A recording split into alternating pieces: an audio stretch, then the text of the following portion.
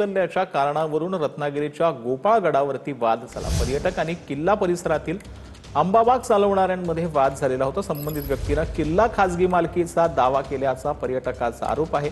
किल्ल्याचे प्रवेशद्वार बंद केल्याचाही पर्यटकांनी आरोप केला। किल्ला सरकारी म्हणून आंबे उचलल्याचं पर्यटकांचं म्हणणं आहे। तुम्ही गावाची मालकी हक्क दाखवू नका, पर्यटकांना किंवा जनतेला कुठल्याही बाबतीमध्ये संभ्रमित करू नका। हा किल्ला आजही शासनाच्या मालकीचा आहे, इथं कोणीही येऊ जाऊ शकतं।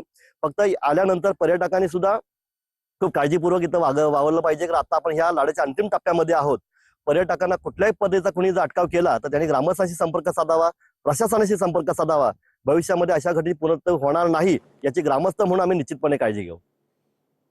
उपोषण सुरू होण्यापूर्वी मंत्री विखे पाटील पुन्हा जरांगेंची भेट घेणार आहेत। काही मागण्यांचं लेखी पत्र विखे पाटील जरांगेंना देणार आहेत।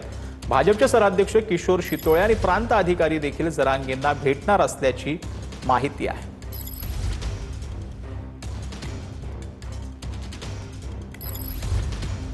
तर या संदर्भात उपोषण सुरू होण्यापूर्वी मंत्री विखे पाटील पुन्हा एकदा जरांगेंची भेट घेणार आहेत। काही मागण्यांचं लेखी पत्र विखे पाटील जरांगेंना देणार असल्याची माहिती मिळते। भाजपचे शहराध्यक्ष किशोर शितोळे आणि प्रांत अधिकारी देखील जरांगेंना भेटणार आहेत।